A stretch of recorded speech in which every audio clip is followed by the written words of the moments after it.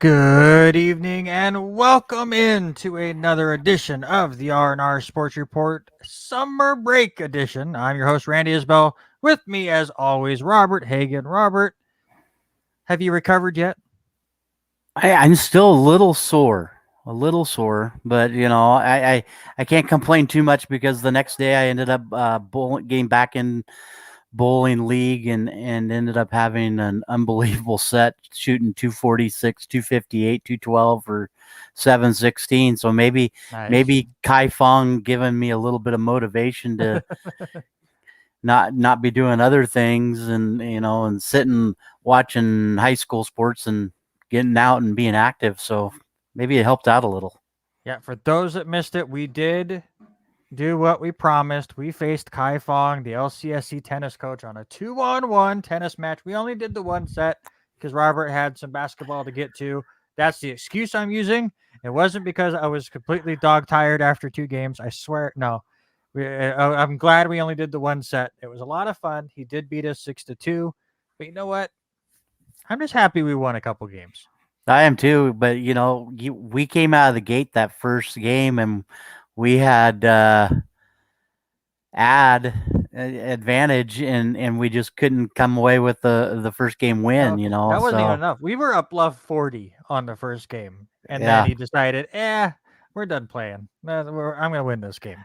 And Kai was the nicest guy. Mhm. Obviously, he always has been, but was playing around with us, taking it easy for sure, just allowing us to stay in it.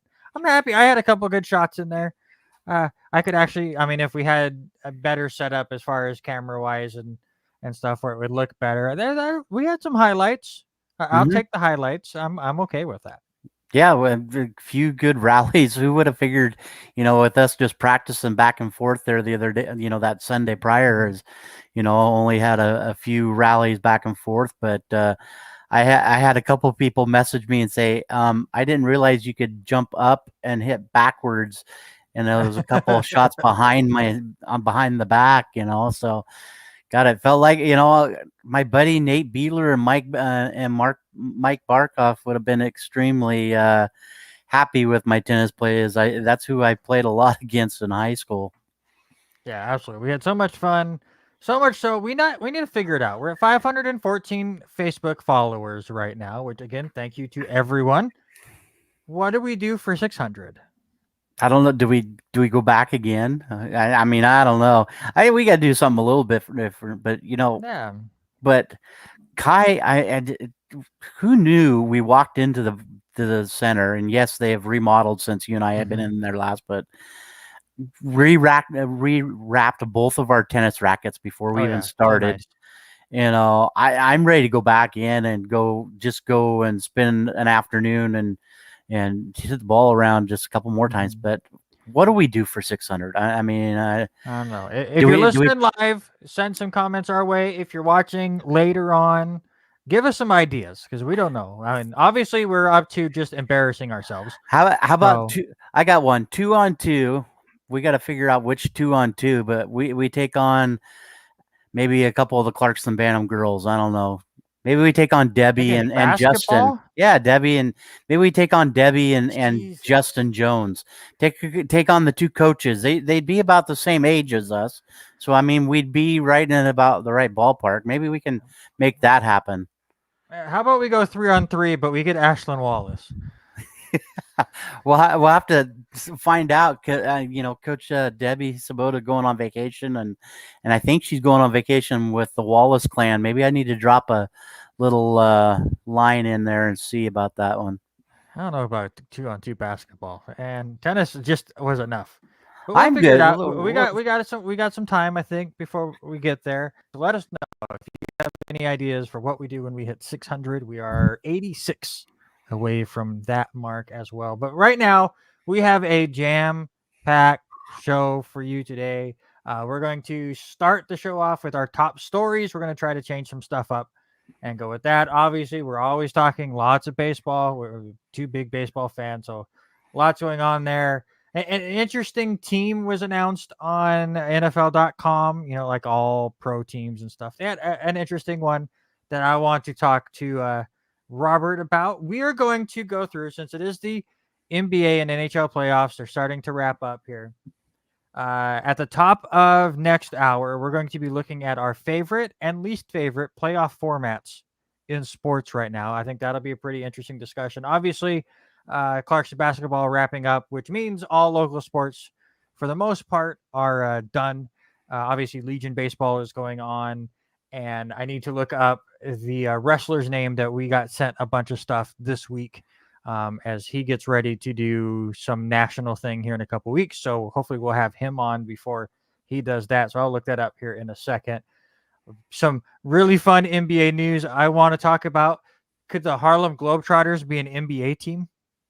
I can't wait. I'm so excited to talk about that. They Obviously, might we have a they lot of might play playoff more stuff. defense. They might play more defense than the game I watched the other night. The U.S. Open was a ton of fun to watch.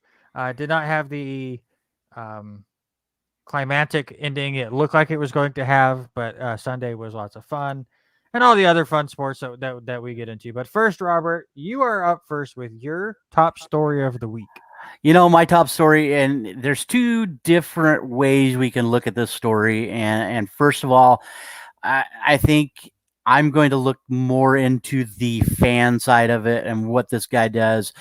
Give me Joey Votto. Give me the story behind him. Yeah, he got ejected out of the game, arguing balls and strikes. First game at Petco Park as the Reds were in facing San Diego, and he was up to bat there in the bottom of the top of the first and arguing strikes. And he doesn't really direct it towards the home plate umpire, but does get tossed out by the third base umpire. And and besides him getting ejected, manager David Bell gets ejected. That got really awkward. Yeah, and he didn't know he got ejected. He just come out to try. No. David Bell did not get ejected at the time. They ejected him after the fact because he was out there so long. They went, "Oh, we forgot to eject you, but we should have ejected you. So now you're ejected." Yeah. Yeah, and then the fan gets gets sent out of the ballpark too, and so it was kind of all in the first inning. But for me, the story was more of the fan. I was so excited to see this story come out. This girl named Abigail, and she was at her first live baseball game and got to see her all-time favorite player, Joey Votto. And she was so very upset. I don't know if you saw the pictures on Twitter, and the pictures on Twitter of her crying and all that. And Joey found out about this. The Reds found out about it because you know how Twitter blows up with all the people that work on it now, and within moments after of all this, I want to say it was like around the fourth or fifth inning, she had already been contacted by the Reds wanting like an address and all that. They were going to send her goodies, but they ended up getting a baseball, and he ended up signing her little book too. But on the baseball, what I thought was very classy of Joey Votto, took a baseball, and on the ball wrote, "I'm sorry I didn't play the entire game." I am like, this girl came to see him play and realize, I got booted out of this game because arguing balls and strikes in the first inning. Votto is one of those players that is one of the biggest hotheads in the game, but he seems like the nicest guy. Like off the field, he's very passionate about the game. He has some amazing interactions with the fans and likes to mess around with them. I remember one of my favorite videos of Votto is he's going for a foul ball that goes into the stands, and a fan interferes with him. And he looks down, and the fan has a Reds jersey on. So he just kind of looks at it and pulls on his jersey like, "You're on this team. Like, you're rooting for us. Get out of the way." But I liked everything he did after the ejection, which he even admits he deserved to be ejected. He was actually, he says he didn't swing on the third strike, and argued with the third base umpire. The home plate umpire ends up basically telling him, "Just shut up. Let's just move on. It's the first inning," which then that sets off Votto. And again, he says, "You know what? I deserve to be ejected, and I'm a hothead at times, and the competitiveness gets the best of me. But after that, it was like you said, with everything he did with Abigail in the game with the ball. She then was able to come back the next day, and he gave her tickets and signed more stuff, and she got to actually Mhm. chat with him. Just just a very cool story over another one of the silly ejections you see in baseball. Yeah, and so which leads me to the second part of that story is what do we do over the last few years? You've noticed the numbers of ejections just keep going up and up and up. And I went back and I looked at it already this year, 79 as of the 19th. Mm-hmm. There's already been 79 ejections, both players and managers. And last year, with a shortened season, there was only 81 ejections, 3 in the postseason. 2019, by this time, there was 96 ejections, and they ended up having a total of 217 total ejections for the year. 2018 had 72 ejections by this time and ended up with 179. Are we on pace for another 200-year ejection? And what is it with these? Is it too new of the umpire? Are the umpires too new? Are they too old? And then I even went to the point of looking at our favorite umpires, of who, Mm-hmm. we talked about Joe West retiring the other day. But leading the league, the umpires in ejection so far this year is Jim Reynolds, who is a veteran umpire, and your buddy, Mr. Angel Yeah, Hernandez. the worst umpire in the league by and, far. and both of them have 4 ejections apiece, and we're at June 22nd now. Yeah, see, to me, all of these numbers they seem low. Just actually I'm surprised there hasn't been more. To be honest, and we might get more now that they're checking pitchers, and there's already a video out there of them checking Max Scherzer, and you could just tell Max wants nothing to do with it.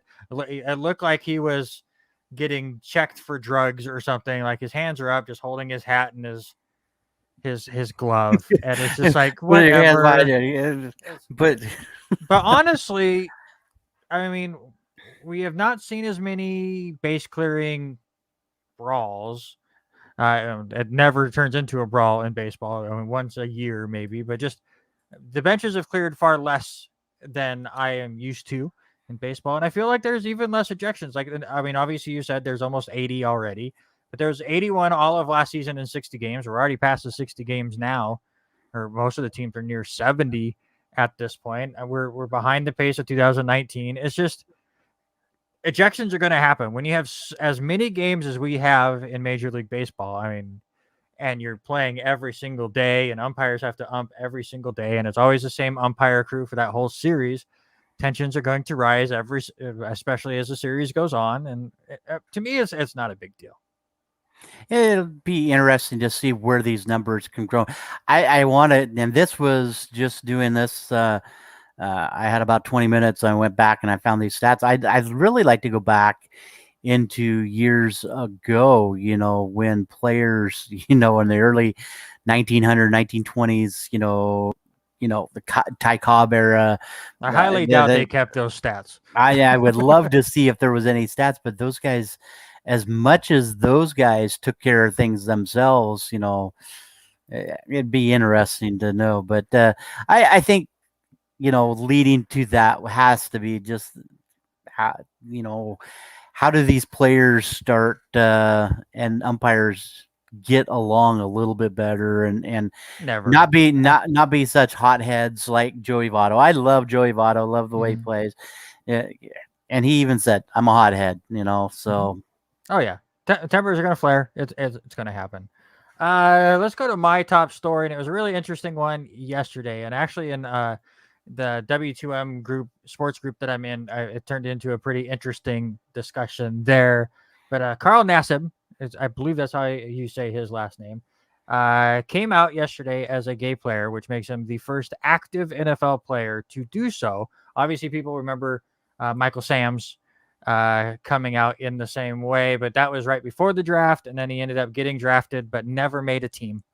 Was on the practice squad and did some preseason stuff, but never actually made a team. So A big step here as the first openly gay player in the NFL actively. And I've seen a lot of responses as far as people going, oh, it's not a big deal anymore. Nobody should care, which is where we need to get, where people are not afraid to come out, whether they want to or not, or it shouldn't matter in the long run if somebody is or not, and they can go about their day. And we're getting closer. Obviously, gay marriage is becoming more accepted by the community, which is very good to see. So we're getting there, but still, milestones like this, I think, need to be celebrated. What do you think? I agree. I mean, enough for these people are starting to come out, and they shouldn't feel like they're any different in the locker room. I mean, Yes.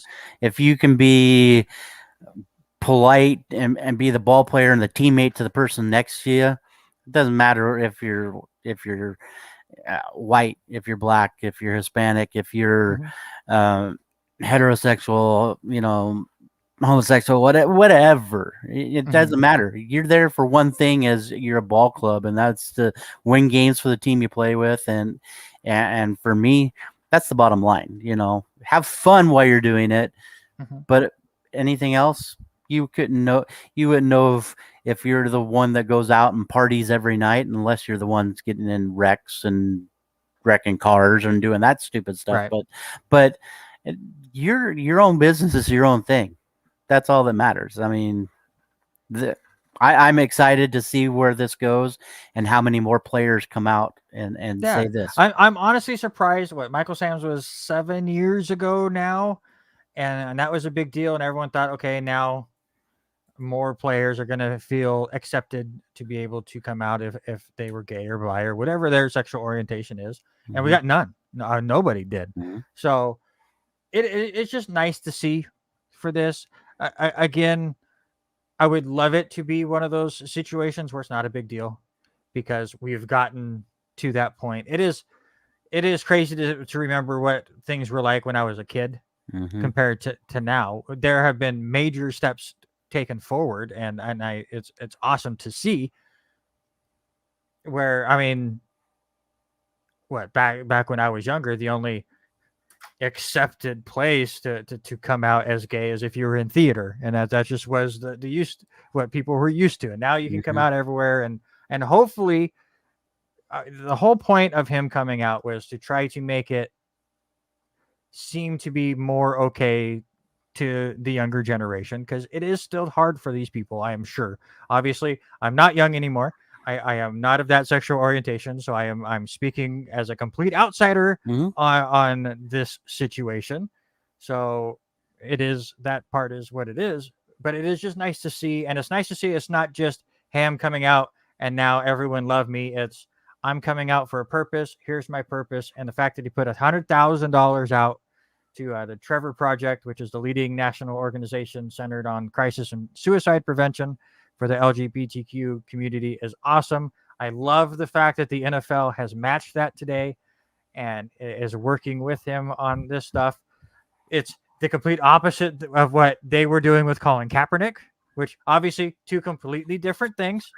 But the NFL ostracized Kaepernick for speaking what he believes is his truth, and they are behind Naisib, which is just awesome, and I love to see that. And Paul does bring up, and I had it on my notes, that Naisib now with the top selling jersey in the past day or so. He says 36 hours as Paul, which is just it's a very cool thing, and I'm hoping that the NFL takes a lot of those ticket or those jersey sales and pushes them to a movement or some kind of an organization that helps with this stuff.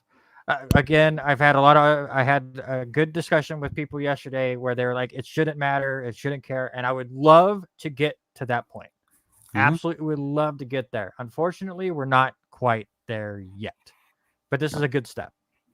Well, 100%, and it shouldn't matter. The bottom line, if you sign with a major league team, with a NFL team, if you sign NBA, you're there to do a job. That's all that should matter to that team and those owners. Get your win, get your championship, move on, Mhm. make a name for yourself by your play, not by what your personal items are and And personal choices. yeah, of course. And I don't think he's doing this to then like, oh, now you can't cut me because I'm gay, and if you cut me, then you cut the gay player or whatever. I don't think he's doing anything like that. Hmm. He's just getting his message out. I hate people that go, oh, ball players should just shut up and play their game. It's like they have a giant platform. Let them use that platform. If you agree with what they're trying to say, cool. If you disagree, that's cool. But that's their platform to get their message out, and they should be able to use it accordingly. You should not be upset with somebody because they've done something to earn themselves this platform, and now they're using it. It's just for the fact that we could do the same thing. Our platform is nowhere near what an NFL player's is, but if we wanted to use this platform, I think we have the justification to do so. 100%, 100%. And I'm excited to watch him play and be that guy that's going to be maybe a team that looks up and it's like you looked at Gruden was behind him 100%. I mean, he came out in an article this afternoon talking about he was with him and was excited for him, and so all the better. All the better. And just some stats on Nassib. He was selected in the third round by the Cleveland Browns in 2016. Played 2 years for both Cleveland and Tampa Bay. He played 14 games for the Raiders last year.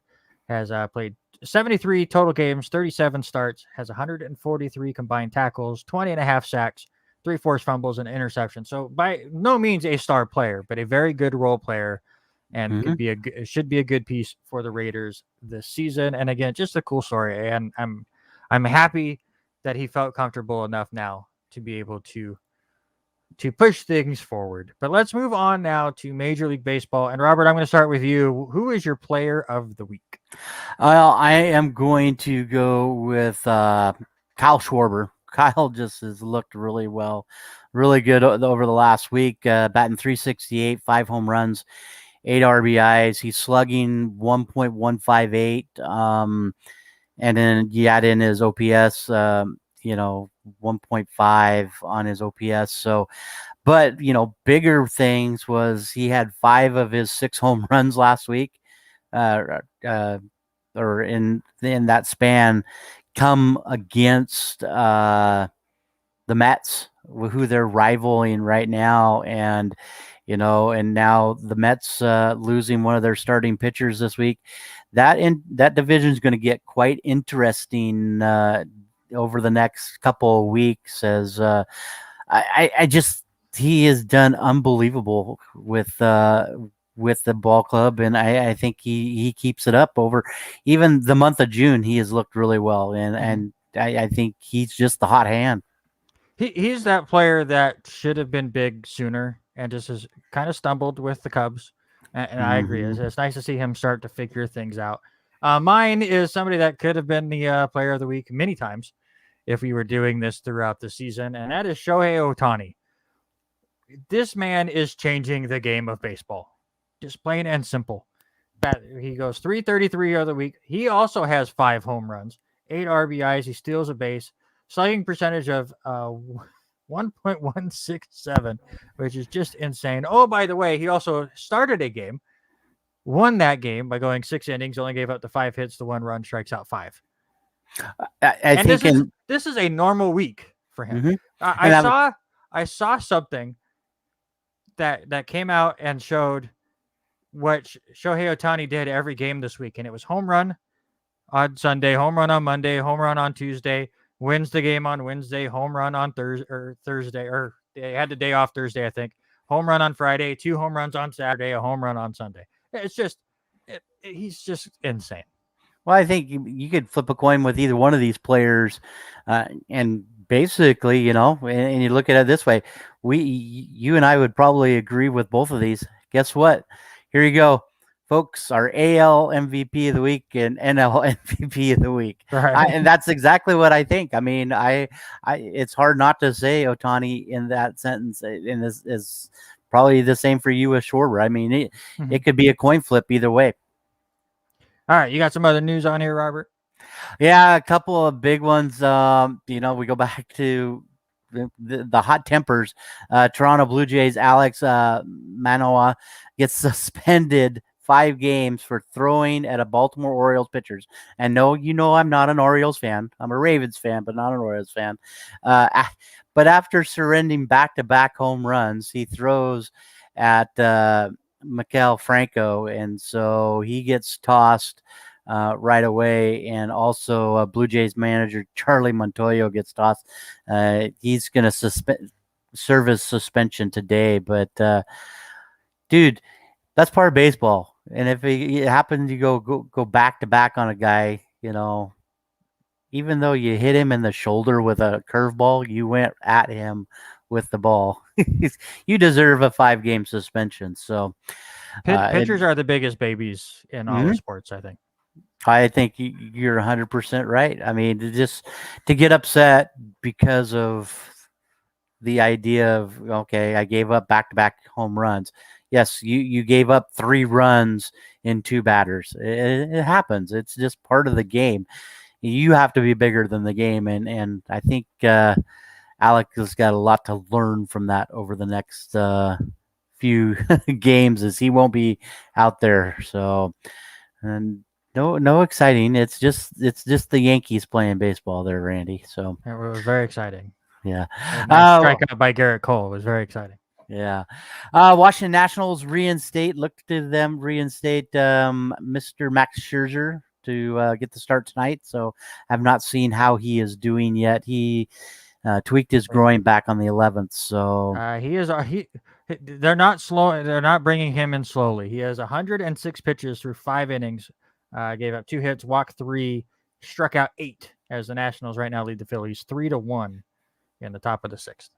yeah, just crazy. So Byron Buxton got hit by a pitch the other night, and he just came back. He just came back from being on the DL, and now he's going back on the DL after getting hit in the hand, and they are calling it boxer hand. And I don't know if you're familiar with fighter hand or boxer hand. That could easily be weeks to months out with a broken bone in his left hand. So he just it literally is like second game back. Yeah.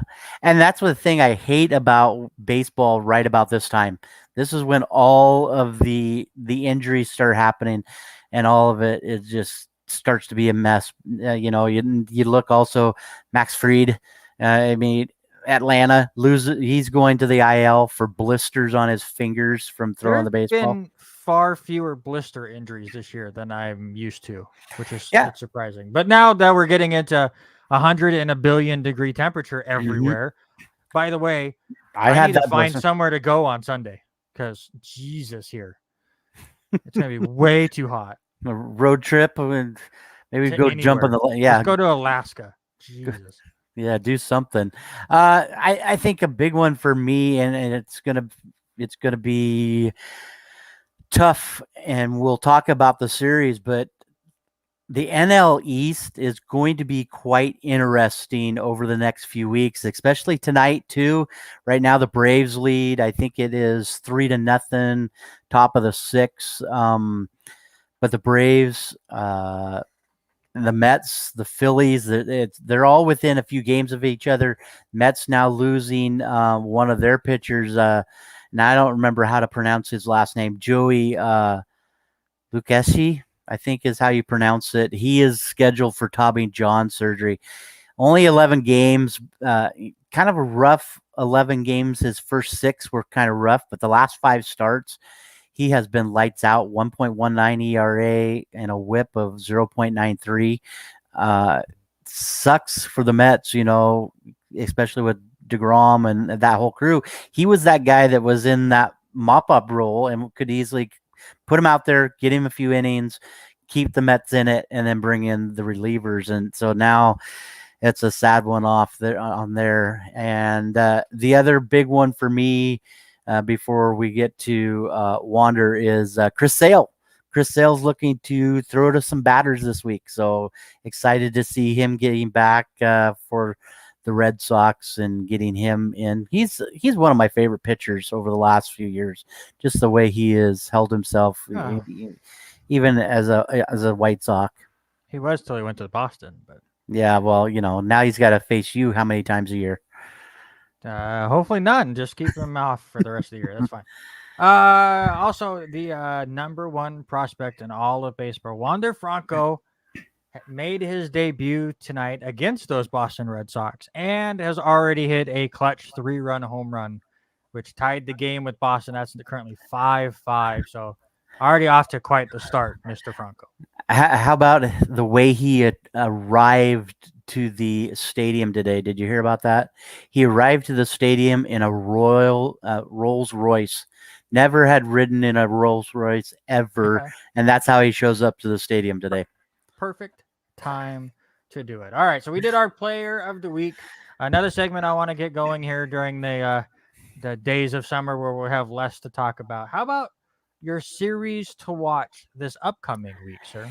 We have been. You kind of gave me a bad time about it, but we've been we've been all about the NL West, all about the NL West. Even when we posted about our power rankings, our buddy Dean Richardson, Tony Barton, yeah, go Dodgers, and go, and Giants and all that.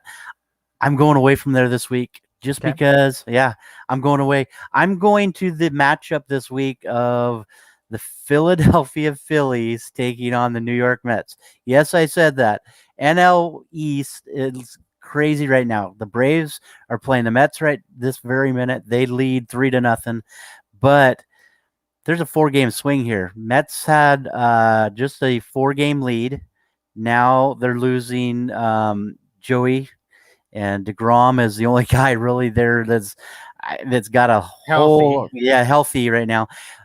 Look for the Phillies to go in there, and after the Braves have a 2-game set with them, and it'll be interesting. 4-game set. They do have a doubleheader on Friday, 1:10, and then they'll follow that up at like 4:30 or 5 o'clock Pacific time on that. But look for the Phillies Mets series to be a good one.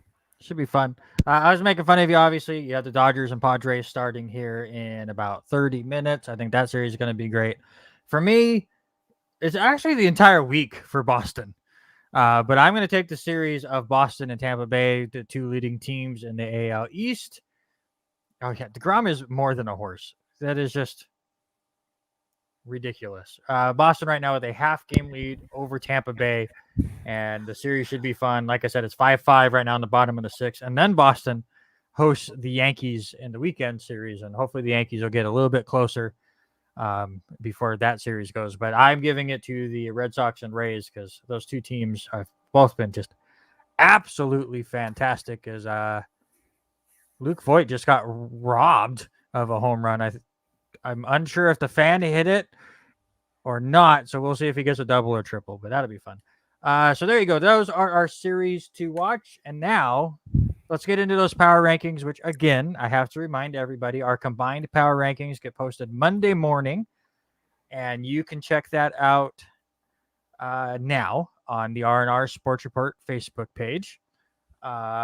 It changes every single week. Our number one team last week was the Tampa Bay Rays. They're now number 8. I did wait. I didn't bring it. I had my broom out. I was gonna bring my broom to the set tonight for this reason too, and I forgot it. Fan did grab it, so that'd be a double for Void, but I'll take it. You should have. What Yankee fans? Thank you, Seattle, for getting the Yankees a little bit closer into the division. We very much appreciate it. Now, don't blow it because you're getting the Rockies. The Rockies who are. What was their record? I always forget. 5-27 on the road. You get the Rockies at home. Mm-hmm. Don't blow it. Yeah, no That's kidding. all I'm going to say. Don't blow it. I mean, we're still within striking distance. I mean, we're still 7 games back by Houston, and it's early, but who knows? But yeah, for me, I hate saying it. I really do. But Tampa Bay with that sweep. you are now out of my top 5, and you drop out. So we'll start at the bottom, and it did shift a little bit. San Diego had another not so good week, and so I dropped them down to the 5 spot. Chicago also falls a little bit for me. They're going to move down 1 to number 4. Houston is going to move up into the power. They just look so good. They've overtaken the AL West, and they now lead by 1 game in there. But again, we've been showing this division love, and I still have 3 of the top 5 in my power rankings. But give me the Dodgers 1 and the Giants number 2. It is a great division right now, and Dodgers come off a pretty easy week as they were facing teams that were below 500. So, but open up the week series against the Padres. It'll be an interesting series. My top 5 teams. My 5th team was actually my number 1 team last week. That's the Chicago White Sox. Had a bit of a rough week. The bats are just cold. And even today, where you have Giolito on the mound, only able to score 3. The bullpen's given up 4 here in the 7th inning. They're kind of slipping a little bit. We need to see the offense get going. But I will still have them number 5. San Diego Padres for me, number 4. I have 3 NL West teams in my top 4, which is just crazy. But they will be my 4th team. The Houston Astros, I'm going to completely agree with you, at number 3. Swept both their series this last week, have taken over the division lead in the AL West. Oakland is starting to slip just a little bit. Jose Altuve has just been absolutely lights out in June. So maybe as the offenses start to heat up a little bit, a team like Houston can really take a big step forward. And then I'm with you as a top 2, but I just have them flipped. It's very, very close, but I'll have the Dodgers 2 and the Giants at number 1. Yeah, go ahead. We're right there with all of our picks, so it'll be interesting to see.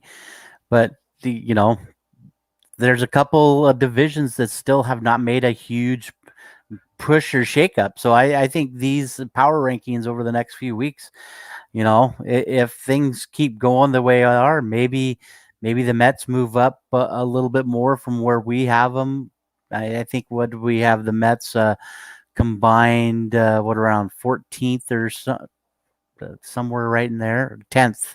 So, I mean, they could easily make a push after this week, depending on if they can come back from being down here to the Braves. So, and the only team that's absolutely locked in our power rankings for a good while is the Arizona Diamondbacks. They luckily finally snapped their 17-game losing streak. What is it? 23 straight road losses. Yeah, it's just crazy. Just gross. And then Mike Mitchell sent me a stat today. That did you know that geez, my mouth has just stopped working. What was that? I think I had a seizure. Do you know what the Arizona Diamondbacks record was after 28 games? Ooh, I would maybe 14-14. I don't remember. Even better. The Diamondbacks were 15-13 after 28 games. They are 6-40 since then. That's just crazy. What are we? 80? I think I saw 82 days into the season. We're at the 70 game, 71, 72, 73 game right now. And to think, that's just crazy. 6-40. That's just nuts. 40. They need to be relegated out of the MLB. We need to go soccer on this. We got some college baseball World Series, sir. What's been going on? Well, lots of stuff going on. As now, finally, I glanced up just as you were talking, as Mississippi State now has homered in this one. Now they're cut the deficit to 2. It's a 4-2 lead, top of the 8th. In that game, last game of the night. In bracket one so far, NC State has just looked very, very good. They knock off Stanford 10-4, and then they also beat Vanderbilt 1-0, and they will end up playing on Friday. Is the next time you will see them. That will be a 11 a.m. start with that one. Vanderbilt knocks off Arizona 7-6 in extra innings, and then Stanford eliminates Arizona 14-5. So in bracket one, Arizona's already gone. In earlier action today, Tennessee knocks out Texas, Texas knocks out Tennessee 8-4, and they are now gone in that bracket. Right now in this ball game, Virginia has looked really, really good up until the last inning.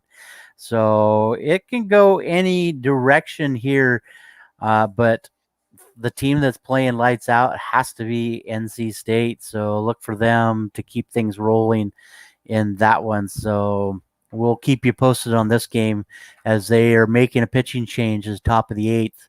Virginia leads Mississippi State 4-2. All right, we'll keep you up to date. And here is your baseball's MLB scoreboard. Already done today in a really fun game. I got to watch the last couple of innings of this, but the Reds beat the Twins 10-7 after the Reds took a 7-2 lead with 3 runs in the 8th inning. And then Minnesota scored 5 runs in the bottom of the 8th inning to tie it, just for Cincinnati to come back and hit a 3-run homer in the top of the 9th and win it 10-7. Crazy game there.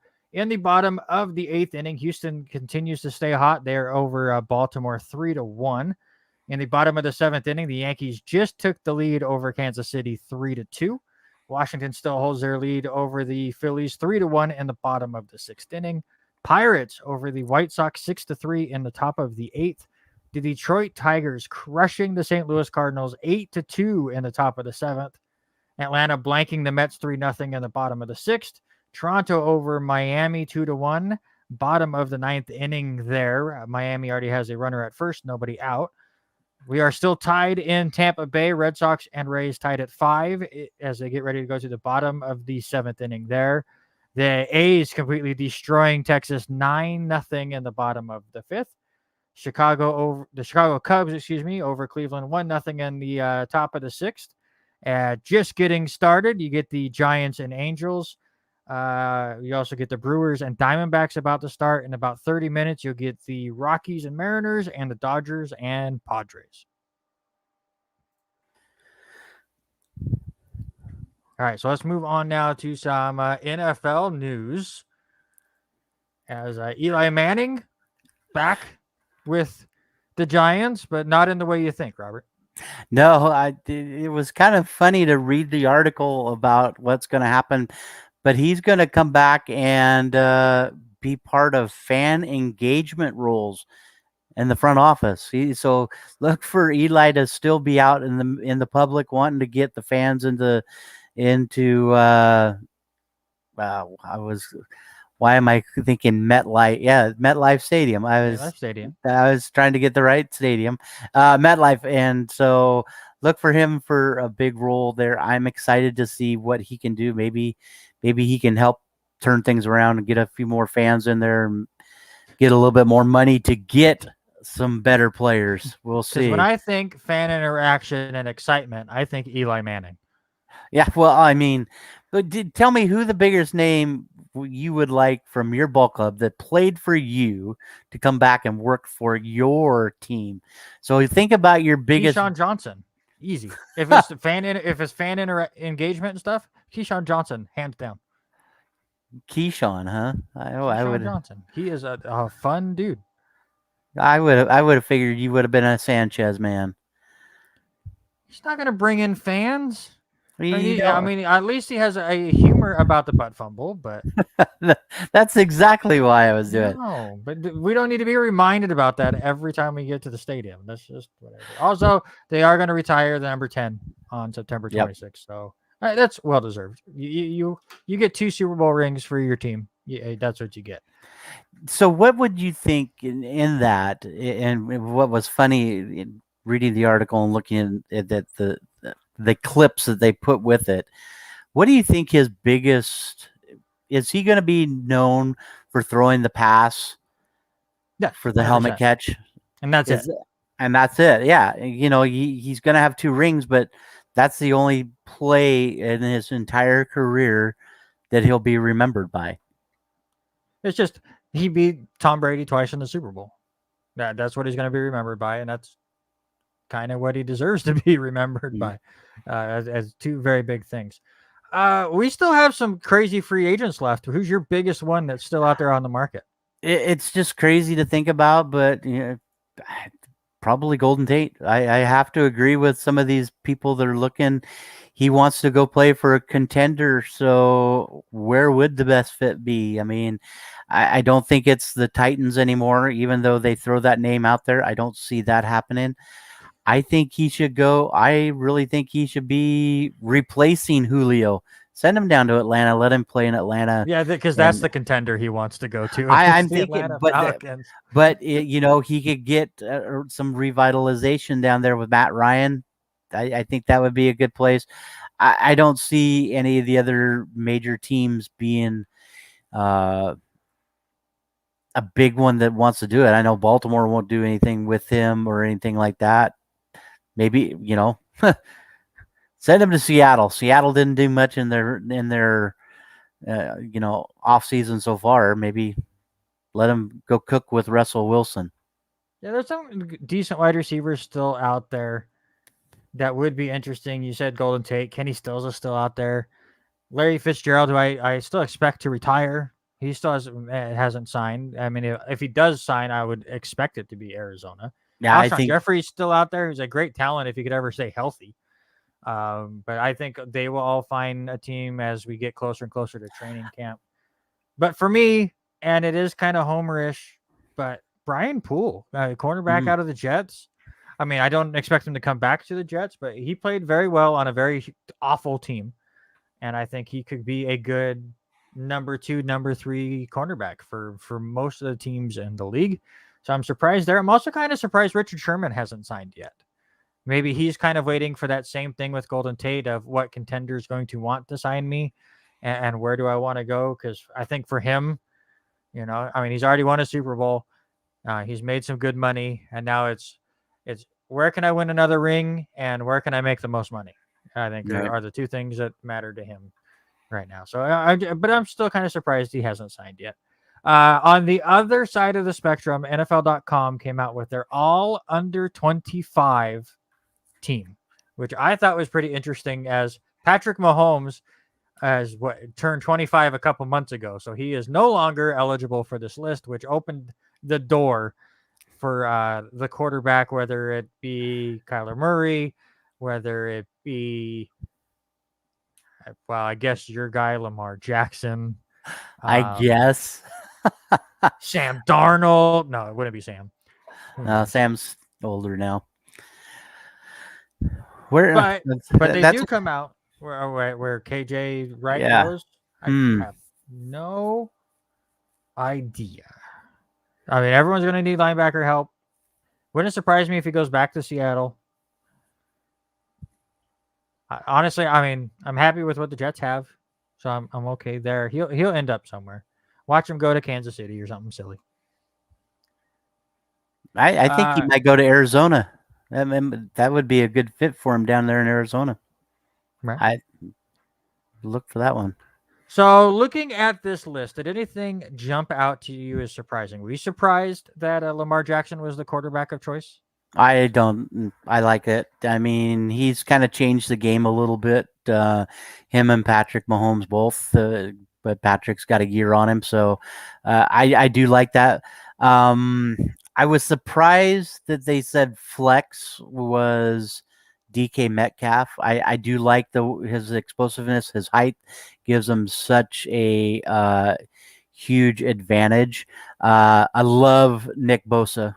Nick Bosa is playing unbelievable, and they've got him on the edge. Not too shocked with that one. Roquan Smith.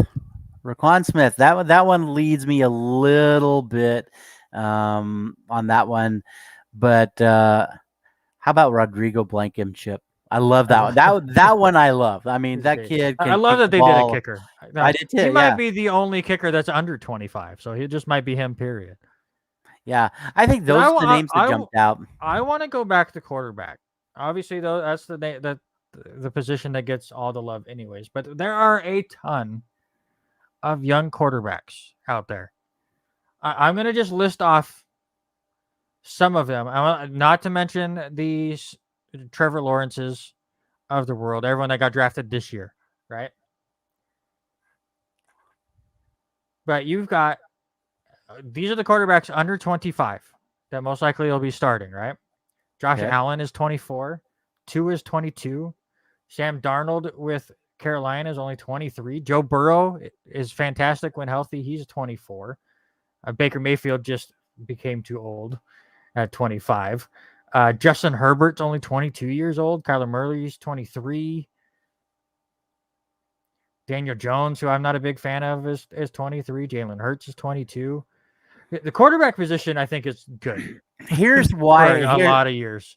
And I love a couple of those names you throw out there. Herbert, I would love to go watch that guy Yeah, play Herbert would be in. mine. Herbert's mine. I love that guy.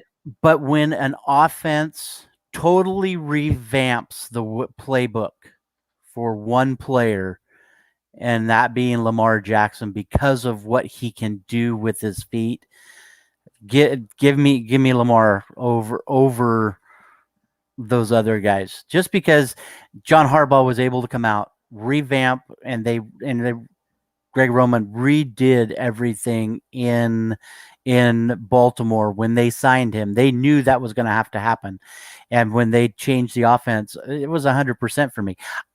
I'm curious, and I have not read up enough on this new offensive coordinator for Baltimore, so it'll be interesting to see what happens with that. But when he is the reason why the offense is that way now, yes, they finally got a win in the postseason with him this last year.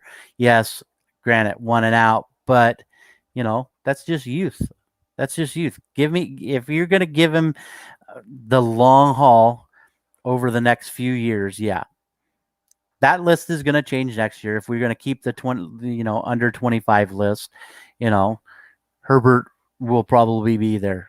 Burrow, I mad respect to Burrow as long as he can stay healthy. I really think he adds a lot to the conference too. I mean, you talk about, Baker Mayfield, Joe Burrow, Lamar Jackson. I mean, those guys are huge names in that And if you conference. combine those three's ages, you that's get, what you get for Big Ben.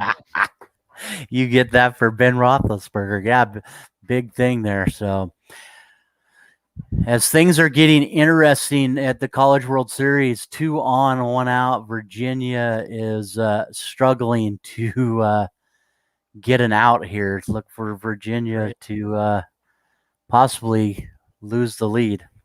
Yankees, too, are struggling to get it out in the 8th inning, but that's beside the point. All right, so we're going to get into an interesting stat in the NBA, but that brings up something that I thought would be fun with the NFL.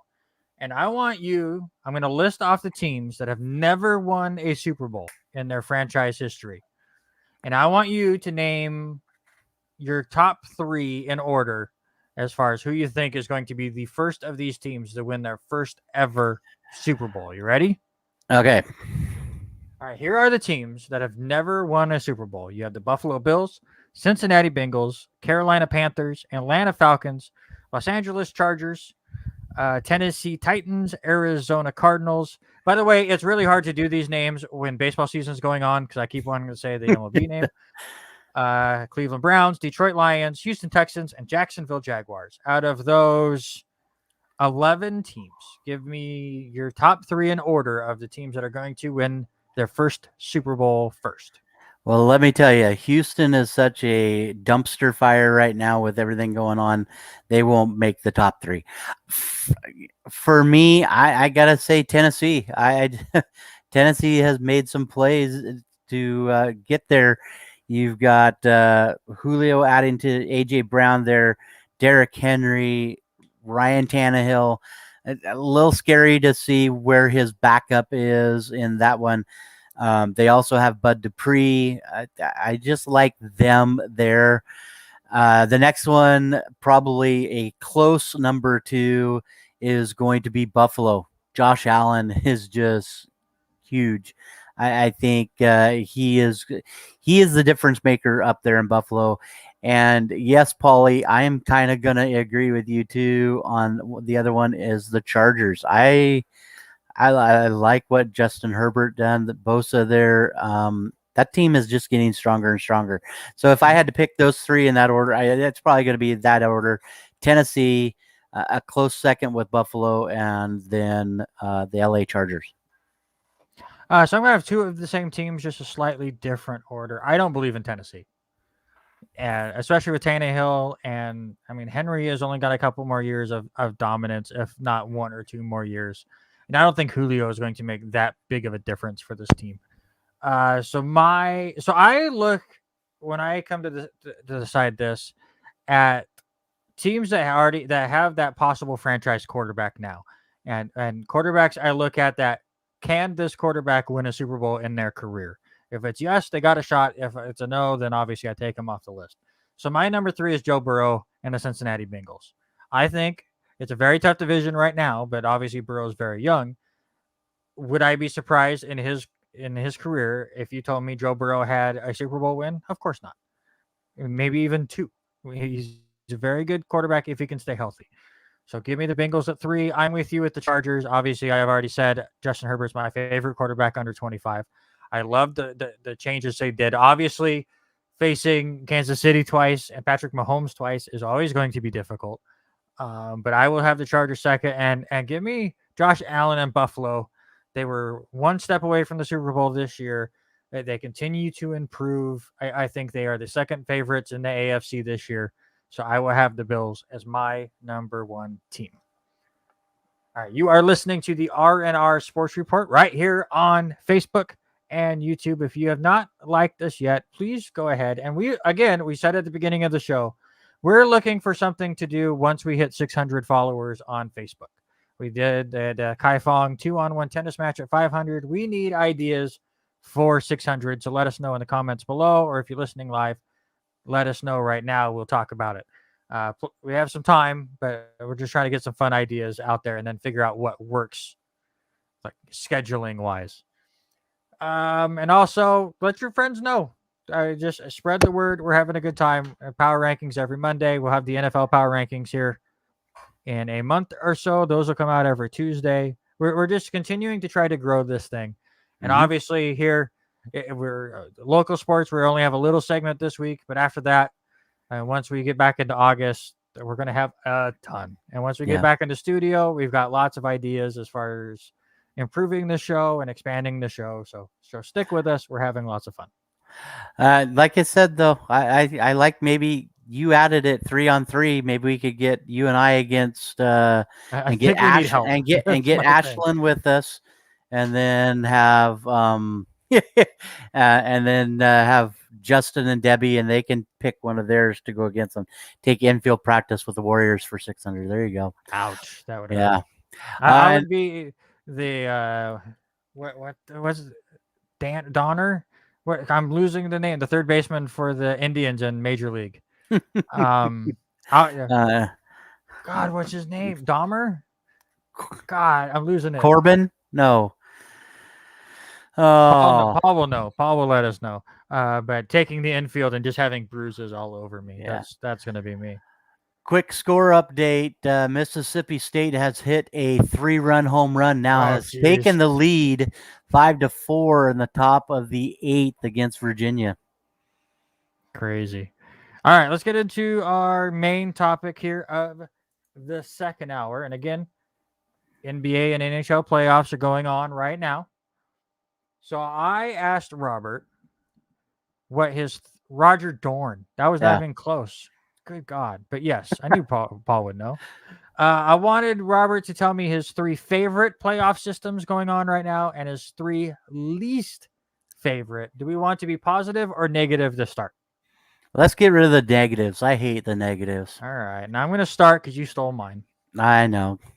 But my number 3, and I thought I might be a little controversial here, but we just got done with it locally. We just had a big discussion about it, what, 2 weeks ago. Hmm. It's the NAIA baseball playoffs. I love having the NAIA World Series here in town, but it is the most complicated system after the first 3 days. Like, How they try to avoid people from playing the same team twice, so that changes scheduled times.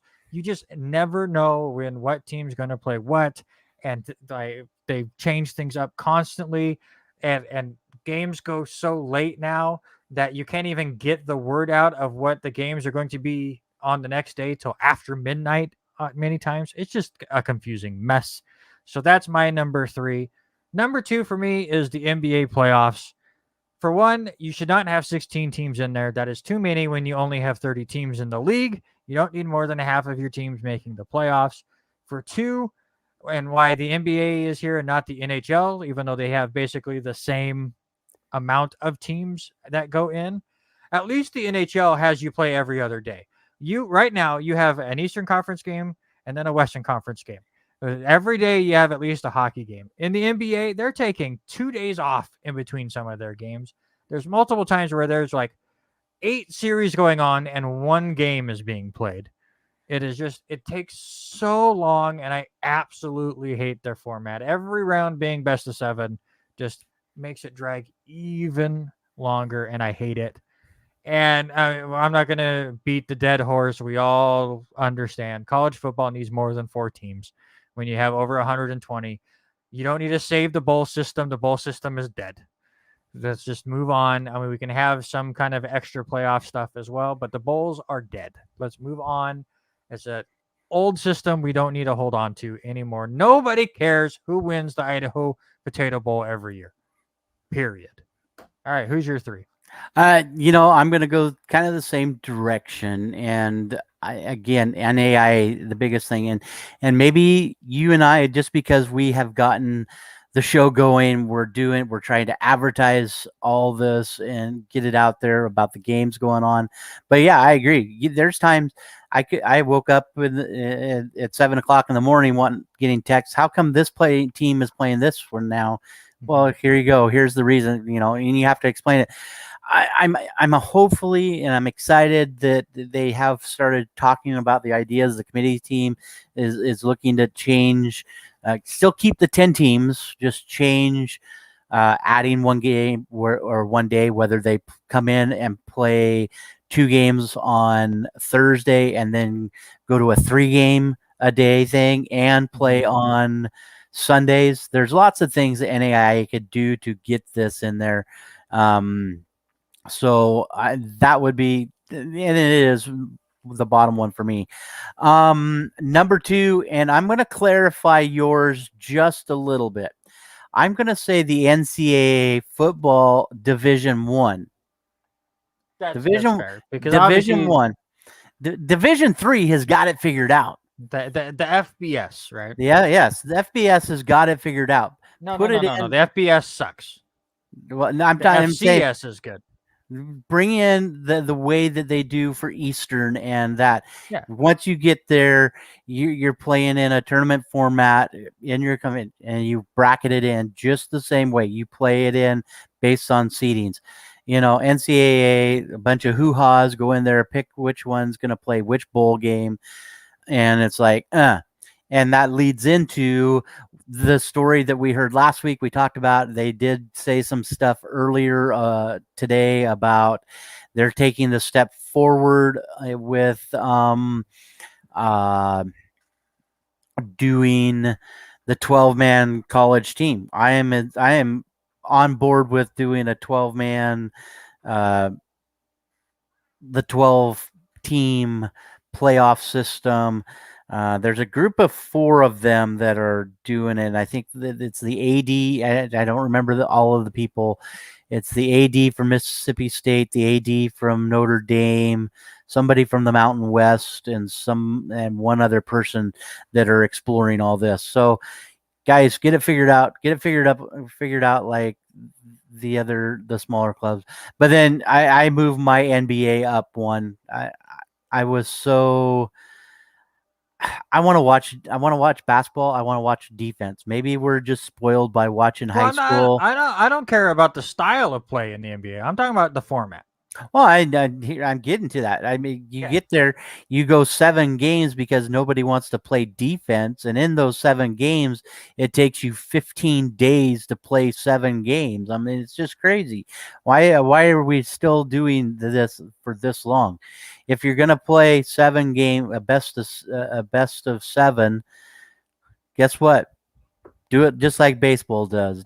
Play 2 games back to back, travel day, 3 games, travel day, 2 games. Get it out of the way. But I agree 100%. 16 teams is just way too many for NBA, and especially prima donnas that do not like to play defense. And it's just crazy. For sure. All right. Give me your top three, sir. My top 3, I still love NFL. I love what they've done this last one, and to only have one by team. I love that idea. I will be more interested this year to see how the schedule affects everything going to an 18-week schedule. It'll look a little different, Super Bowl bounce back a little bit. I'm excited to see where that goes. Number 2, and it has to be for probably all of us, we all love college basketball. We love the Final Four. We love March Madness, everything about it. I think that's the biggest time of the year, and where most of us hated seeing that not happen in 2020, but for it to come back this year, even playing a little bit differently, getting them in the area of all of the teams all in the Indianapolis area and keeping everybody isolated there. I think hats off to what they did there. So now if they could just apply all that stuff to football, we'd be better. And for me, it's probably because I love baseball so much, but I love what Major League does. I just, it's already 162 games during the year. You're going to have a day where the bats are cold. So to have the opportunity to play at least a best of 3 is awesome. You can at least get the bats going in a couple of those earlier division games or divisional championships. So for me, it has to be hands down. It's got to be Major League Baseball. But they don't. The best of 3 was just last year. Well, they're still going to play best of 7. But I thought I'm that was saying a change. With the wild card game, I believe it's still a one and done. They did the best of 3 stuff because they had 8 teams last time. Mm-hmm. But no, I'm with you as far as MLB. I absolutely love it. I love the fact that winning your division matters. That before when they had and the fact that there's only 5 teams in each league.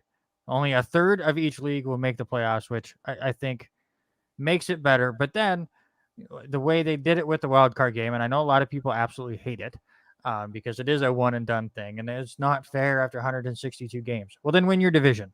But at least this is giving you a chance to be that wild card team, and then be able to face the best team in your conference or your league, excuse me, and then go from there. So yeah, it is still just the playing game. Mm-hmm. Like I said, last year was a complete mess with the 8 teams and no bye weeks and best of 3s, and that was a thing. But no, I'm with you. This is my number 3 for baseball. Again, just they don't allow everyone in, and it means something to win your division for sure. For me, number 2, and it will be in your top 3 soon, Robert. I have a feeling, but that is Aussie rules football. And what I love about it, again, yes, they allow 8 teams in a 18 team league, so it is still maybe a bit too much. Make the postseason, but then there's tiers to it. So the top teams right now, if it was the NBA, would just stop playing because who cares about home court advantage anymore in the NBA? The players don't. There is something to play for in Aussie rules because there are 8 teams that make the playoffs, but they get split up into 4. So what happens is your top 4 teams play each other. You'll have the 1 seed versus the 4 seed and the 2 seed versus the 3 seed. The winner gets a bye in the next round of the tournament. The loser gets dropped down into that next round where they would play the winner of the two matchups between the 5-8 and the 6-7 seeds. So the bottom four, if they lose, they're eliminated. If they win, they play the losers of the top four. So basically, if you're in the top four, you can lose the first week and still work your way back into the grand final, which I think is just a smart thing, and it adds a lot of intrigue.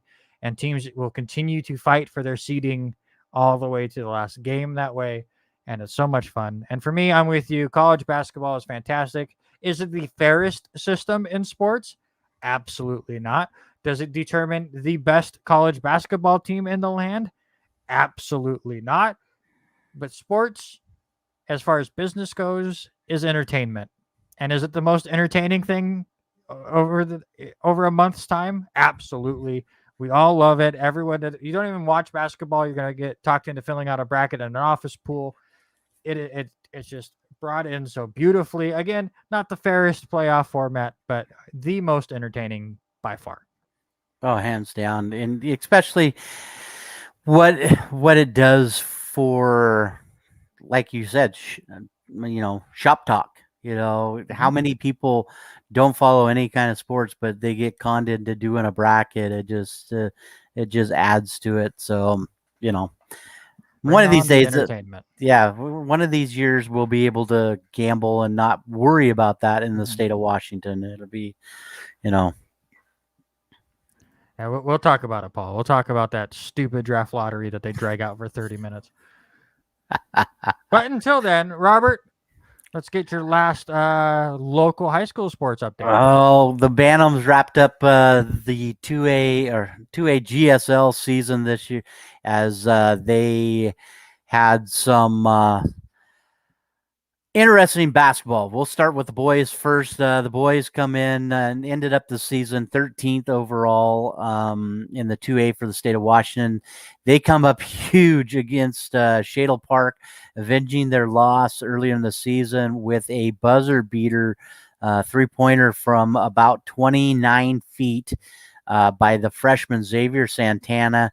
Xavier was able to knock that one down for the Bantams, and they end up winning that one 74-71, and then that pushes them in to playing Wednesday night. They played against Pullman Greyhounds and just could not get any offense going, come up just short, lose that one 66-49.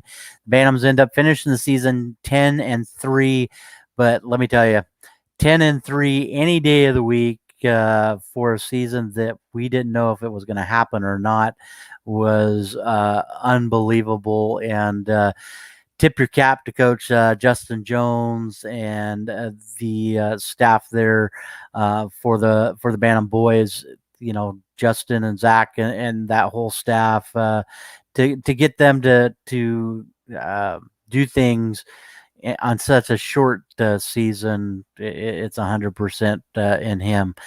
Then let's talk about the girls. The girls have just been that team, and your heart goes out to them as they go 14-0 this year, undefeated season.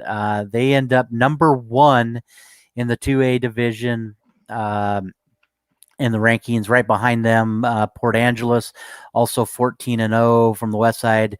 WF West from Chehalis, they ended up 16-1, finished third. Tumwater was fourth, and West Valley of Spokane ended up fifth at 10-2. Their only 2 losses do come at the hands of the Bantams, but the bigger one for me, is knowing they can't go to state this year. It was rough to think, these guys played their heart out. They played all year long, and to not have a state tournament just sucks.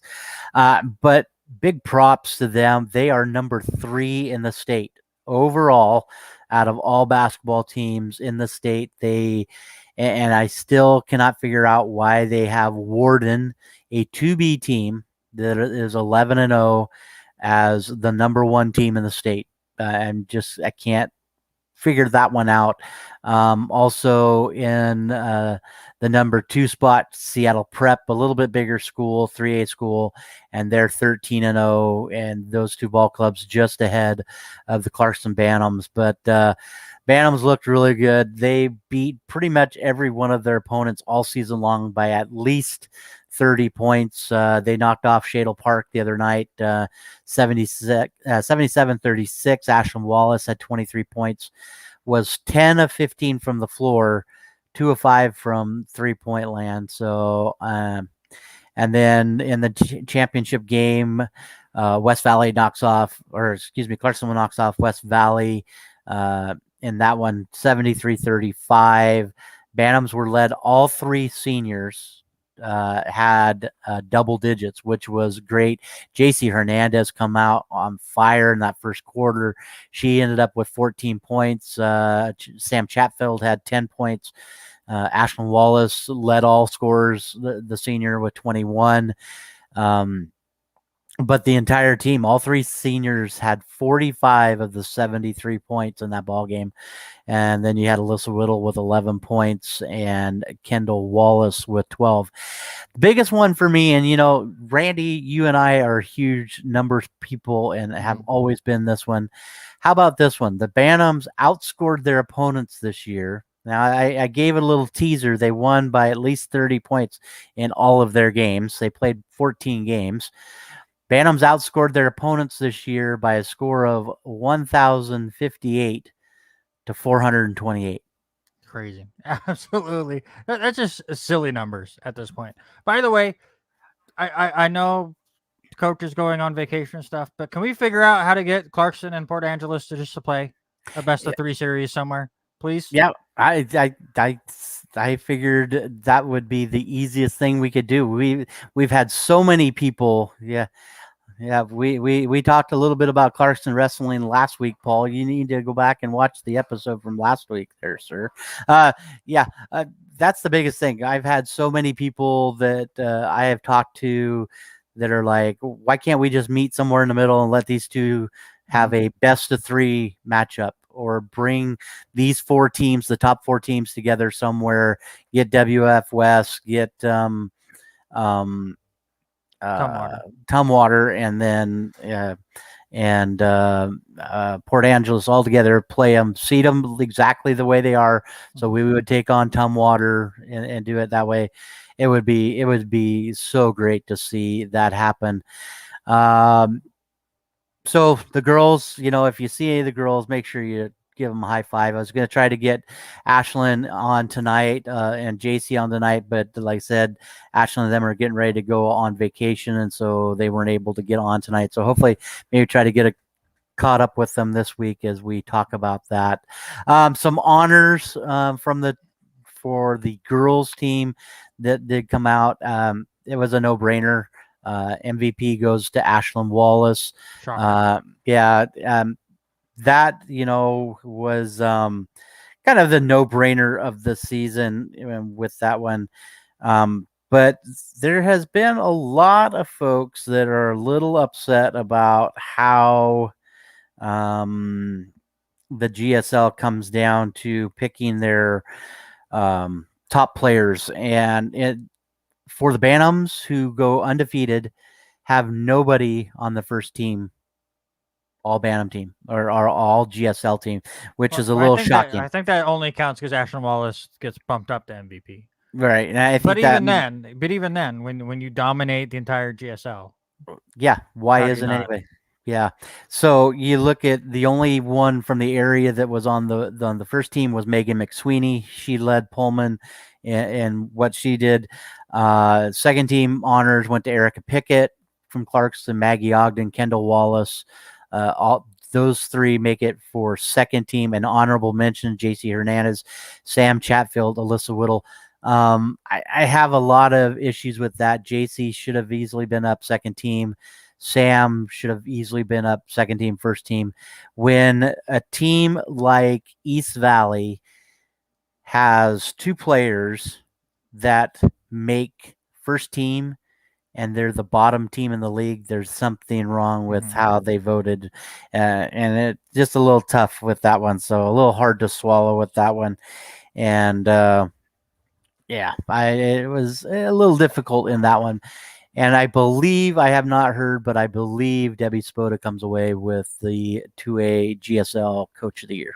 You would think after going undefeated. And Paul brought up Clarkston Bantam Wrestling, and I want to bring up some Lewiston wrestling news as we got a message from Becky Bremer, who I believe is the mother of Tristan Bremer, and she wanted us to let everyone know, and hopefully we're going to get Tristan on here in a couple weeks before he takes off. We're still in contact with Becky as far as what to do here, but I'm just going to read it off of her message because I don't follow wrestling as much. But he is an upcoming senior for Lewiston High, and he wrestled in Provo, Utah at the convention center on Monday the 14th and Tuesday the 15th at what's called the Turf War Duels. He wrestled for Team Idaho in the 130-pound weight class. He went undefeated in the tournament with 0 points scored against him in both freestyle and Greco-Roman. So congratulations to Tristan there. And he plans to travel to Fargo, North Dakota in July to compete in the junior class division at the USAW Nationals. So good luck to Tristan. And like I said, I've been in talks with Becky over the last couple of days. He is out of town until the 25th, and then he goes off to Fargo on July 15th. So at some point, either we will hopefully record a interview with Tristan to talk about everything there, or have him on live. Either way, congratulations to him and good luck to him in Fargo. And again, if anybody out there has any other news that that you think we're missing out on as far as local sports, because there's a lot going on. Robert has all the connections in Clarkston and does a good job of connecting that. We have good connections at Lewiston, but sometimes the connections don't always mix as far as being able to get it to you on Tuesday. But Robert does a great job of posting the stuff on the site as well. But if you think we're missing something and you want us to announce it, that is what we're here for. So message us on the R&R Sports Report Facebook page, whether you want to comment it on any of the posts we have, or if you want to direct message us like we did there. We're all for it, and we're just trying to get word out as far as local sports go, and talk national sports too, because we're fans, and that's what we like to do. So please, we encourage it. 100%, and we getting ready to I did have a chance of bringing that up. We'll stay local for just a minute. I did chat with buddy Brian McElroy, who did fight, and part of Brian, I told Brian this, he is part of the reason why we got pushed up over 500 likes, him debuting in MMA and all that. He's taken off a little time. He is scheduled to fight in, I think he told me October or November in Spokane. He's going to keep me posted. He's doing some traveling a little bit here during the summertime, but he's planning on getting back into the octagon again. Excited for that. And then with Jared Fisher, those whole group, if we can get stuff from them, and I know Jared listens and pays attention, so huge shout out to those local fighters. How about that, Robert? 600 followers on Facebook, and you have to get in the octagon? No, I don't think I want this nose broken. So no octagon for me. I had to try. All right, let's get into the NBA. And I'm going to save the fun story for last. Okay. And I'm okay so excited for it. And it was going to be my top story if you had ended up picking, I'm blanking, Nassib. Carl Nassib as your story. But I put it down in the NBA because you had not. So right now, your conference finals are set. Game 2 of the Western Conference Finals is going on right now. Phoenix currently leading the Clippers 48-47 at halftime. Phoenix did win game 1. But we had some really fun series. I was able to watch some of these games, or at least parts of them, over the weekend. But Clippers do beat the Jazz in 6. And then in 7 games, both the Bucks beating the Nets, which really just destroyed all of our predictions, and the Hawks defeating the 76ers in 7 games. So it just makes the Knicks look even better. I mean, the team we lost to ended up beating the number 1 team. So, what can you do? But it makes for a very interesting Final Four, right? The Atlanta Hawks, with their 4 NBA finals and 1 NBA championship, are the most successful team out of the 4. We have no Lakers, we have no Celtics, we have no Pistons, we have no Bulls, we have no Spurs, we have no Warriors. It's all teams that have not been around for a long time. The last time the Hawks made it to the NBA championship game was 1961. Last time they won it was 1958. You have the Brooklyn Nets, who had back-to-back NBA Finals appearances in 2002 and 2003. I believe both of those were against the Lakers. I could be wrong there, but I believe so. Phoenix Suns also with two appearances of 1976, and of course the Charles Barkley led Phoenix Suns in 1993 that went down to the Chicago Bulls. And then you have the Los Angeles Clippers, who are one of six teams who have never reached the NBA Finals. Two of those teams are going to reach it for, at most, their fifth time. I love the parity this year. What do you think? Yeah, and I think you meant to say, and I'm not just double checking. Milwaukee Bucks has only made two appearances, not the Brooklyn Nets. But yeah, I Oh like yeah, yeah, the yeah. I like the I idea. looked up the Nets, but yes, the Bucks. Let me look up the Bucks right now because for whatever reason I looked up the Nets, even though they got eliminated. Yeah. The big thing for me is it's nice to see teams that have not been there for a while, have not played, that well. And yeah, I sat and watched the game 7 of the Bucks and Nets was a great game. I mean, into overtime, the whole thing. But it was Big, it was big hard. shots.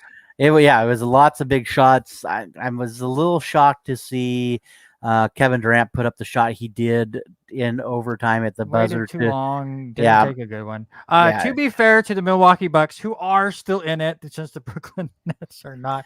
I don't know what I was doing. The Bucks have made two NBA Finals appearances. They were in 1971 and 1974. They did win the championship in 1971. So I was right about the two. I just had the wrong team.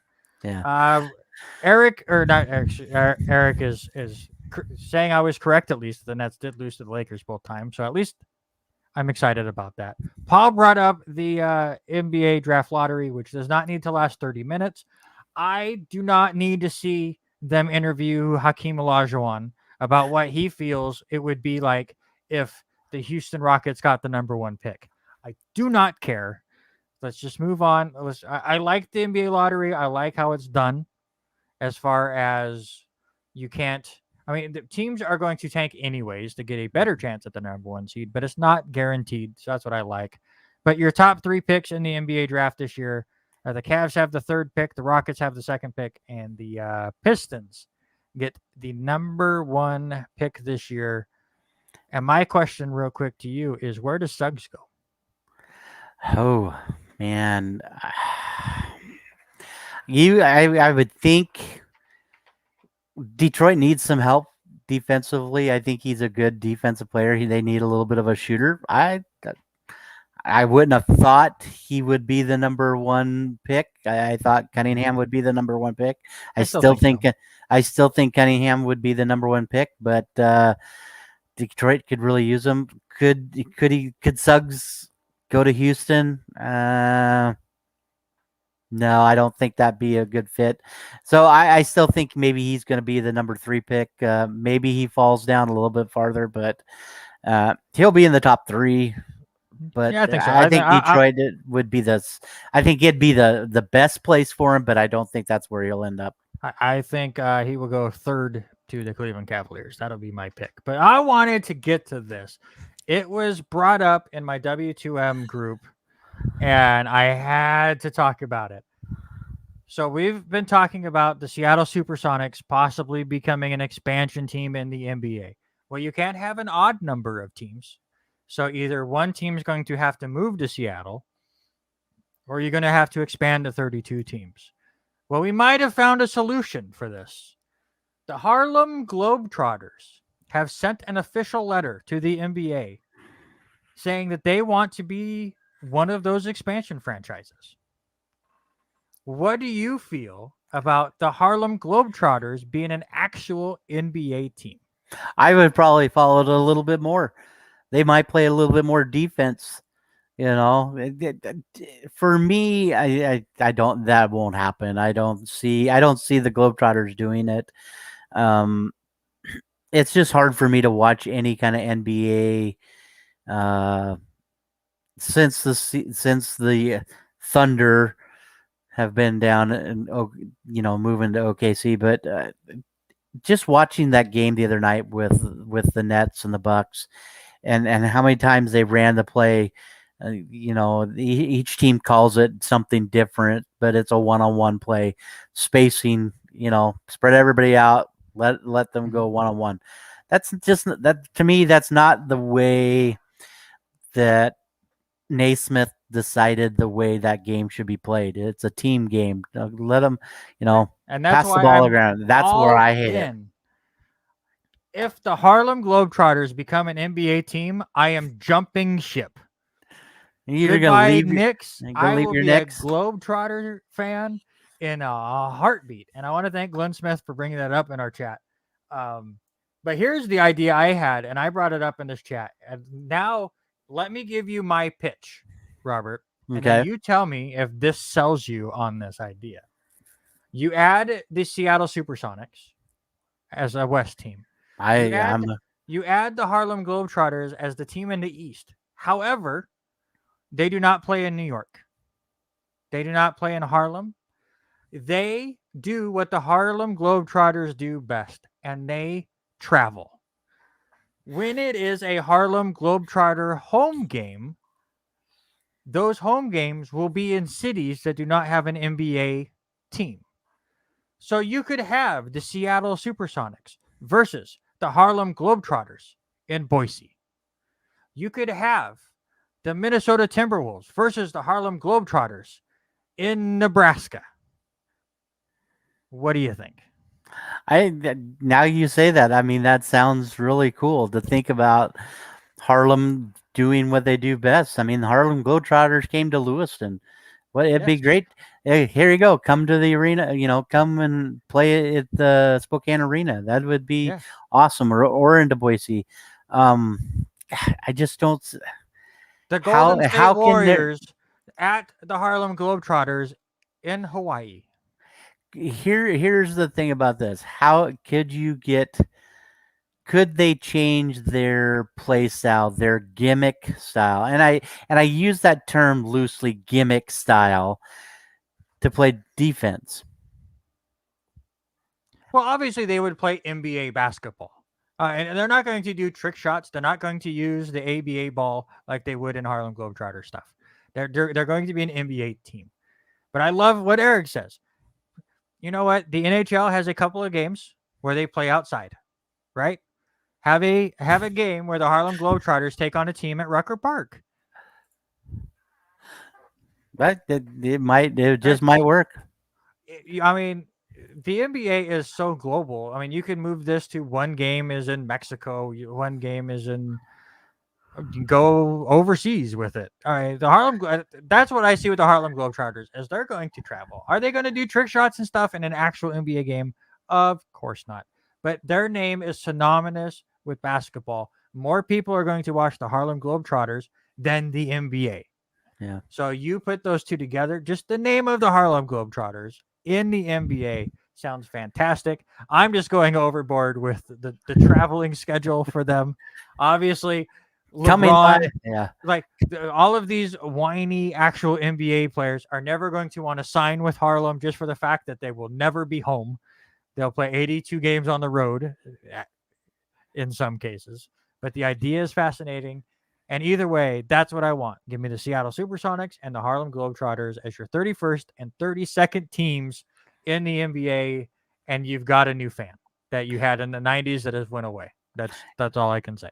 Bring back the Supersonics, and I would definitely probably start watching again. I mean, every time I come over to your house and we fire up NBA Jam, we brought this up last week. Yep. I'm a Seattle fan. I bring out Detlef and And Sean old Kemp. Camp. Yep. Every So time.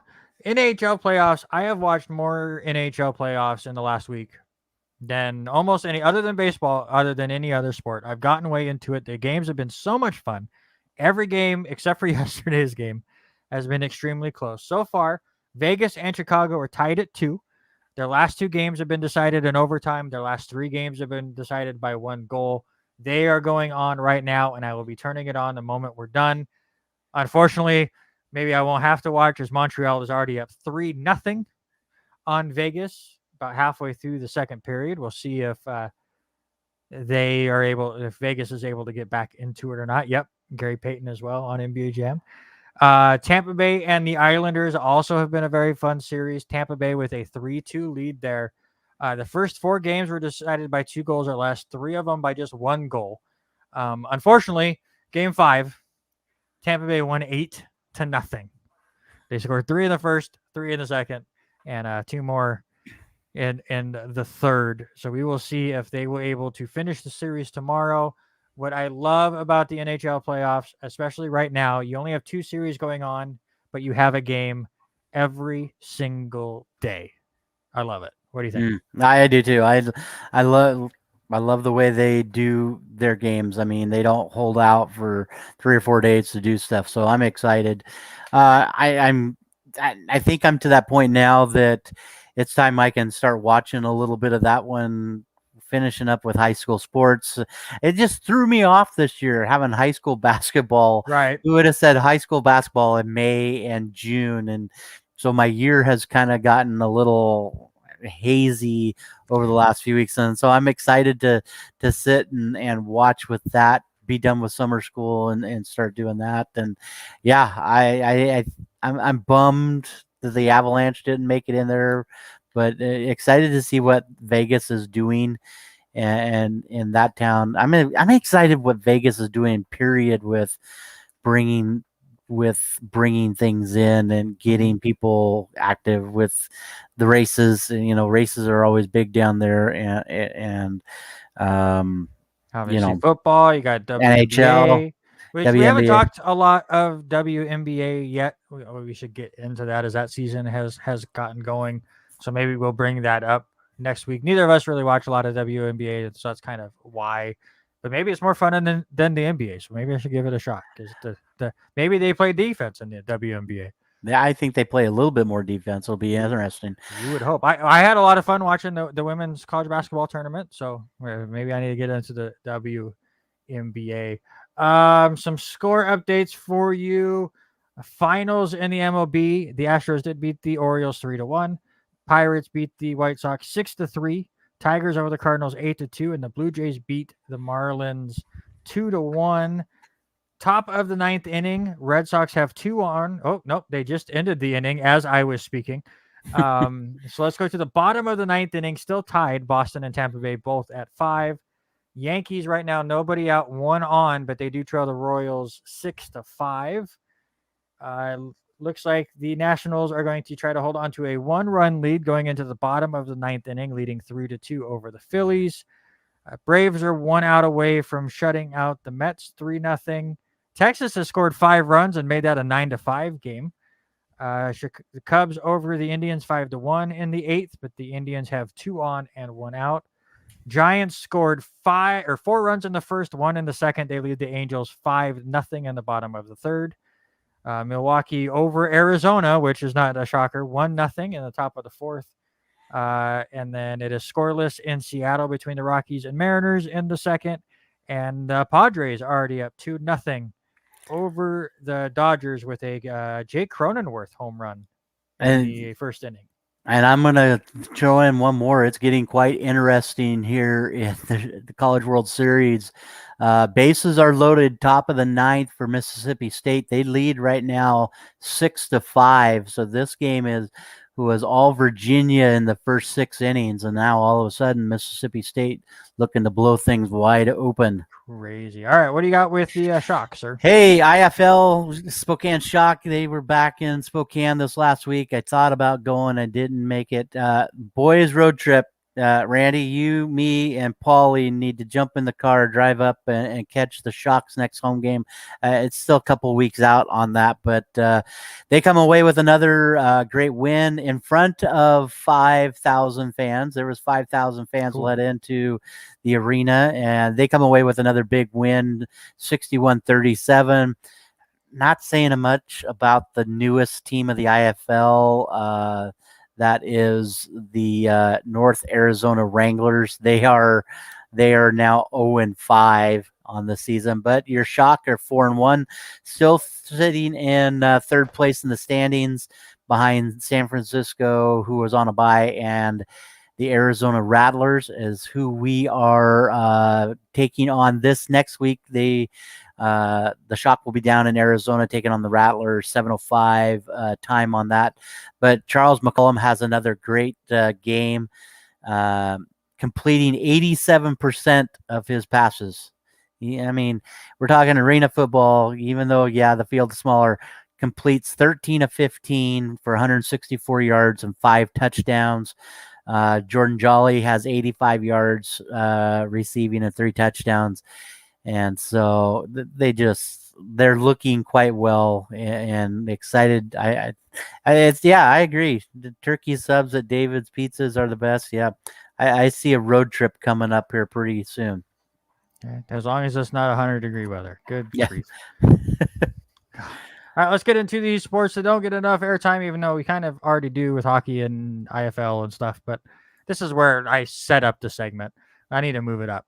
Aussie Rules Football, sir. You had the game of the week by far. Possibly the game of the year as Geelong wins after the siren against the Western Bulldogs, 83-78. What did you think of your team? It was a tight game. I only got to watch highlights, and it was great watching highlights. I'm going to try to probably tonight go sit down and actually watch the full game out. But every time they were showing, it was a tie ball game back and forth. But getting a huge mark there with I believe it was like 24 seconds left to go in the game. Gary Rowan nails the shot from almost 50 meters. Yeah, Brisbane's gonna get you. Thanks there, Eric. But they just looked really, really good. And I don't know about game of the year yet. I've seen some pretty good plays. We still got 9 more weeks to go. Oh, yeah. So, but easily top 5 games for me in just watching the highlights. That might change a little bit watching the full replay. As far as my Hawthorne Hawks, they do lose to Essendon 86-73. They were within a goal with 2 minutes to go.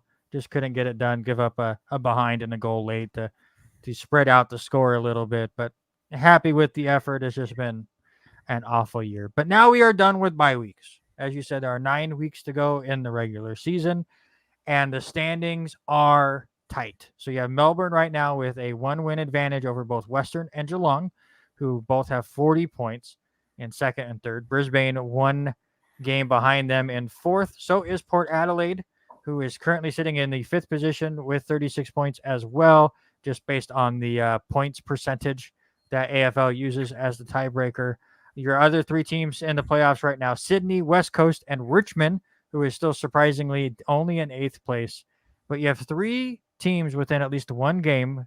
GWS as a tie right now behind Richmond. And then you have Essendon and Fremantle both just 1 win back. So it's a very, very close race in Aussie Rules with 9 weeks to go. And that's why I love this playoff format, is because everything matters. The top 4 matters. Getting into the finals, it all matters.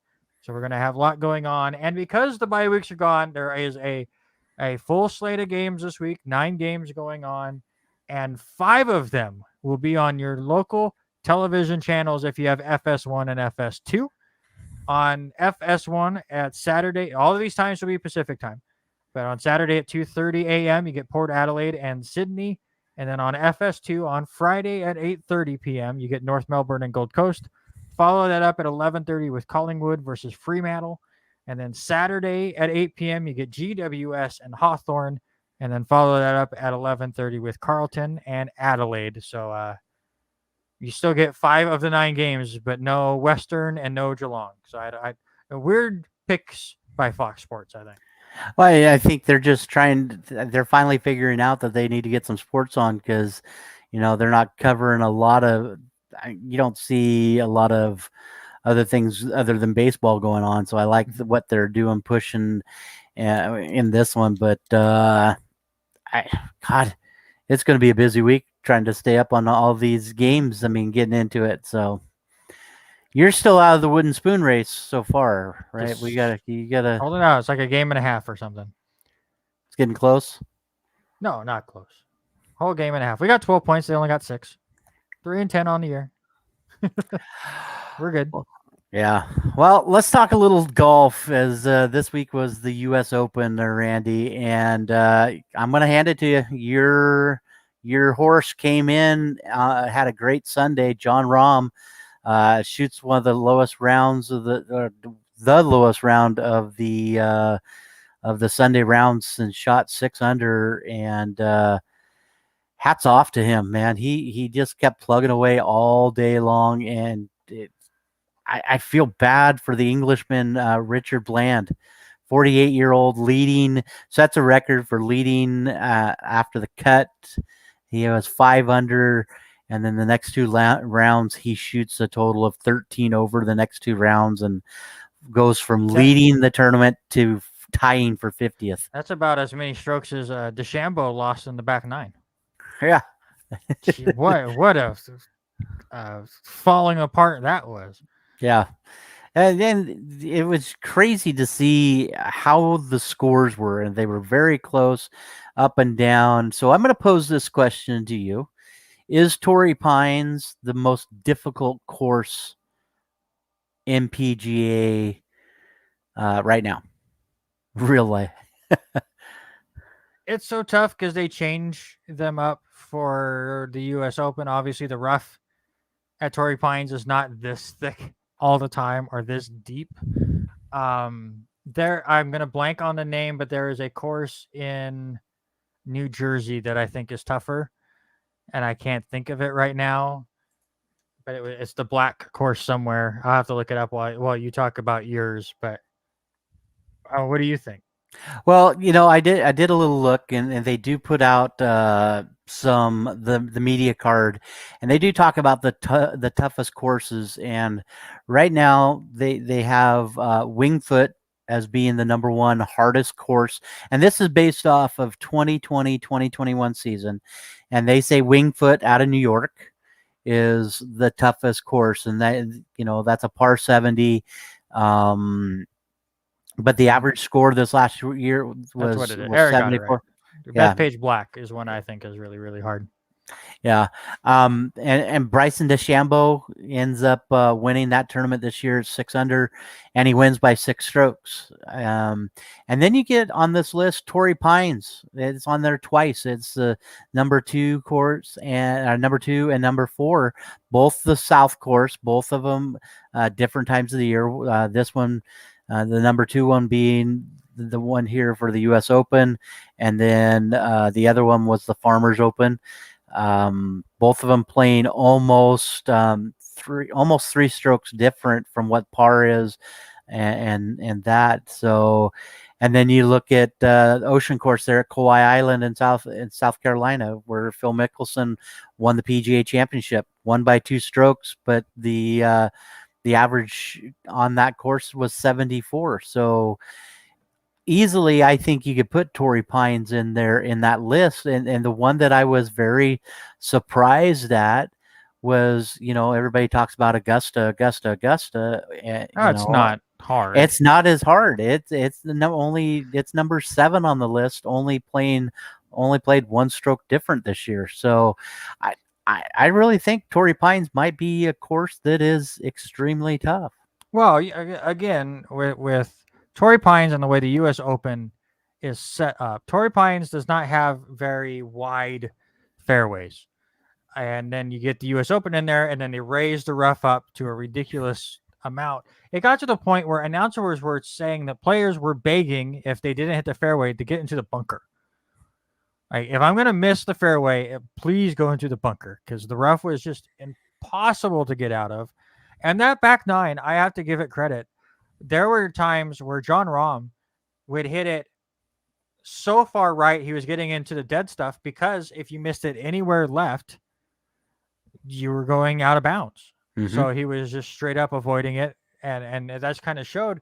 It was really interesting with this tournament where we had what 10 players within a stroke or two going into the back nine, and then one by one of them made a giant mistake, made a double bogey here, a couple bogeys here, and they all of them would just fall off. And it was left with John Rahm and Louis Oosthuizen, who ends up making a mistake on 17 and hitting it into the OB and costing himself the tournament. It was basically that's what US Open should be. It's who can hit the straightest, who can hit fairways, who's going to be able to make putts and take advantage of being able to make the green in regular, and who's going to not make those mistakes down the stretch. And that's what was John Rahm. So next week you get the Travelers Championship. You brought that up. Dustin Johnson is the defending champion. Joel Damon back into the field, so we'll see how he does.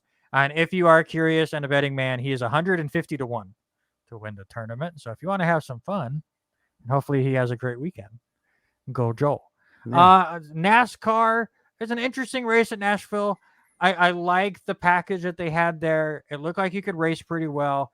It felt old school to me, where if you get inside of somebody, you can really loosen them up and actually make passes. It felt like people could get to people and not have that arrow issue that we see in a lot of races where you get behind somebody and your car just gets so tight you can't do anything about it. So we had some passes here, but once again, Kyle Larson makes the race boring as he just dominates. It's not even close anymore between him and the next person. He's now won 3 straight, include the All-Star race. He's won 4. Who's going to stop Kyle Larson? Well, it could have easily been Chase Elliott, but Chase kind of fell off there at the end. I mean, he won one of the stages, so it's just Well, crazy to see what. to be fair, Chase Elliott only won stage 1 because Kyle Larson pitted and did not care about winning the stage, and then still came up and finished 3rd in that stage. There. So Yeah, it's just crazy to see what that guy that has done. I mean, I had a conversation with mom and dad on Sunday. It is I believe Kyle Larson's to lose right now. I mean, he is just playing so dominant and is doing. But the biggest number I heard, he has led out of his 3 wins, 82% of the laps in those races. mhm. 82%. That's just crazy to think about. That's how many laps he has led. I mean, he led this one. He had 264 laps led in this one. It's just nuts what Hendricks Motorsports is doing for this driver. And so, how do you feel about your Elliott getting DQ'd on a post race lug nut issue? Honestly, I have no issue with it because it wasn't like an illegal part. He got DQ'd because he finished the race with 5 loose lug nuts, which is the reason why he finished 13th when he was in the top 5 all day. Is because he had he felt a vibration, didn't know what it was, finishes the race. Oh, you were racing on a wheel that was about to fall off, so you're disqualified. That doesn't bother me. It's not it's not an illegal modification. Right. The illegal thing on his car actually made his car worse, so it's fine. And honestly, the way points work in NASCAR right now, he's already in the playoffs. He didn't lose any playoff points because of this. He lost points that don't matter because he's not going to be the number 1 team in points anyways. So it was no big deal. This weekend is the weekend I do not watch NASCAR because it's in Pocono.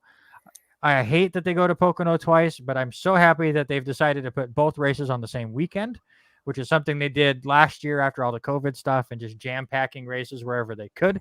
So you get Pocono on both Saturday and Sunday. Thank God we get that over with. I hate that track. It is so boring. Mm-hmm. But then we get, Road of America, which is a new race for the NASCAR Top Series. So that will be cool. But for now, it is this week in sports history. So. Yeah, lots of things, and this is the short, abbreviated part to this one, as there was a ton going on. But let's start things off. 1867, the first Belmont Stakes ever happens. Gilbert Gilpatrick aboard Ruthless wins in 3 minutes and 5 seconds. In 1880, Providence Gray's pitcher John Ward throws a perfect game, beating the Buffalo Bisons 5-0. The second perfect game in the National League in 6 days. They had 2 games, 6 days. The next perfect game was 84 years later in that one. It is the week of the U.S. Open, so lots of U.S. Open stuff that happened this last week. Arnold Palmer, greatest comeback, races a 7-stroke final deficit to win his only U.S. Open by 2 strokes over Jack Nicklaus in 1960. 1962, Jack Nicklaus wins his first major by 3 strokes over, guess who? Arnold Palmer in 1962. It's like those guys just fought all the time. Oh, yeah. And they did again in 1967. Jack Nicklaus shoots a final round 65 for a new tournament record of 275. 4 strokes ahead of Arnold Palmer. Let's go. Pete Rose and Willie Davis both hit their 2000th major league career hit. Rose a single, and Davis hits a home run. 1975, Milwaukee Bucks trade off Kareem Abdul-Jabbar and Walt Wesley to the LA Lakers for 4 players. Let's throw some boxing in. We haven't talked boxing in a little bit. In 1980, the Panamanian boxer Roberto Duran takes the WBC welterweight title away from Sugar Ray Leonard at Olympic Stadium in Montreal, winning by unanimous points. The biggest one for us, and you and I, just because we played tennis this week, how about John McElroy's famous "You Can't Be Serious" rant? Happened in 1981. Oh, listen, we're going to keep it short and sweet. Another big one happened in 1994. I knew you were picked that one. I know. O.J. Simpson doesn't turn himself in on murder charges, and this is when we see the what was it, hour and a half drive around some more. It was so strange. Almost the same thing happened at WrestleMania 11 the next year when Roddy Piper ran over Goldust and was going back to the stadium. I swear he was driving the same car as OJ, and it wasn't the same footage, right? Yeah, I think you're right. 1982, Pete Rose is the 5th to appear in 3,000 games. And let's go to I think I have one more that I wanted to hit. In 2005, Michael Schumacher wins a controversial U.S. States Formula Grand Prix where only 6 of the 20 cars finished the race. All righty, sir. I'm going to try to make it tough for you on this one. Why do you have to make it tough? It's always tough, and I haven't gotten one right in a month and a half. All right. Go ahead. So do you want baseball, golf, or baseball? Golf. All right. Who owns the most U.S. Open championships? And I'll give you a hint. There's a tie between Nicklaus? Jack Nicklaus is one of them. How many are tied? There's 4 ties. There's 4 men. There's 4 men with 4 U.S. Open championships. You did hit one. Jack Nicklaus is one. God. I'm trying to think old.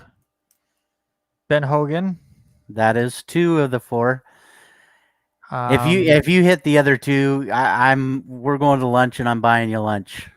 I'm going to tell you that right now. So it's not Tiger Woods. No, it's not Tiger. Tiger's actually 3rd on that. What was the movie? There was a movie of a golfer back then that Will Smith was in. Now that you say that, I remember that name. Something Jones, right? You are correct. Well, who was it? Bobby Jones. Was he one of them? I'm He just trying is to think one of them. really Yeah, old. you hit And 3 of the 4. I don't think you will hit the 4th one just because I because I have his NES golf game. How about some Lee Trevino? That's who I will say as my fourth person. no, it was way older. The oldest one was a Scotsman, and that was Willie Anderson. He won in 1901, '03, '04, and '05. And then you hit the other ones: Bobby Jones, Ben I Hogan, got three. and Jack What Nicklaus. was that Will Smith movie? It was about Bobby Jones. I do know that. Yeah, I remember it, and it has Matt Damon in it. The Legend of Bagger Vance. That's right, because Yep, Will Smith played like a caddy or something yep. named Bagger Vance. Okay, cool. See, I remember things. What's the baseball one? We got 30 seconds. Let's see. The baseball one, there were both baseball ones, but I'm going to say this one. How many players have appeared in 3,000 plus games? Just give me a number. Oh God, it's like 15 years, right? Of games. There's got to be a lot. 300. No, sir. Hmm. 9 players have appeared in Really? 3,000 That's games. it? That's it. Pete Rose had 3562. The Yaz with 33. Hank Aaron 3,200.